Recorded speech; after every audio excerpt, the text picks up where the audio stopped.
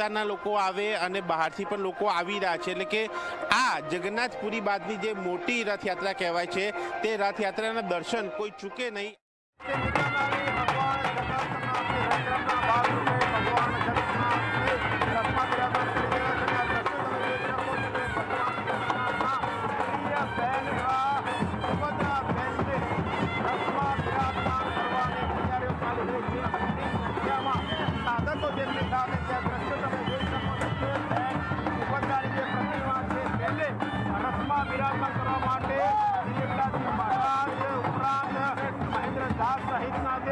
મંદિરના ટ્રસ્ટીઓ છે, મંદિરના લોકો જે છે ભગવાન જગન્નાથના બેન સુભદ્રાજીની પ્રતિમાને લઈને રથના સુધી પહોંચી રહ્યા છે અને તેમની પ્રતિમાને રથમાં બિરાજમાન કરવામાં આવશે।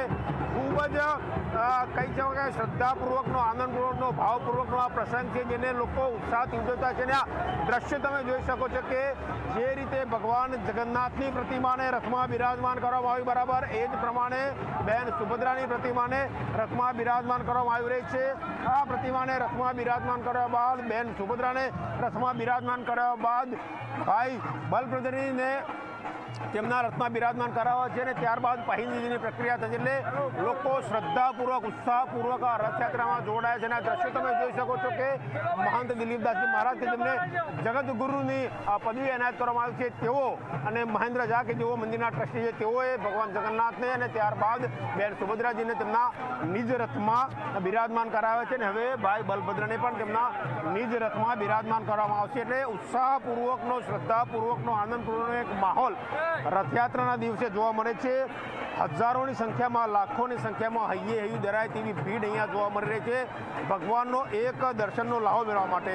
સામાન્ય દિવસ હોય છે જ્યારે ભક્તો ભગવાનના દર્શન માટે મંદિરમાં જતા હોય છે, પરંતુ એક દિવસ ભક્તોનો હોય છે જ્યારે ભગવાન પોતે નગરચર્યાએ નીકળે છે અને તેમને દર્શનનો લાભ આવતા હોય છે। એ દિવસ એટલે અષાઢ સુદ દિવસ છે જ્યારે ભગવાન તેમની સાથે રથયાત્રાએ નીકળતા હોય છે અને નગરજનોને દર્શન આપતા હોય છે। આ દ્રશ્યો તમે જોઈ શકો છો, સીધા દ્રશ્યો કે જ્યાં મહેન્દ્ર ઝા કે જેમને બેન સુભદ્રાજીને મંદિરમાં થી લઈને રથમાં પ્રસ્થાપિત કરે અને હવે તેઓ બલભદ્રજીની પ્રતિમા માટે આગળ વધી રહ્યા છે। આપણે વાત કરીએ દિલીપદાસજી, રથયાત્રા થોડી વાર પછી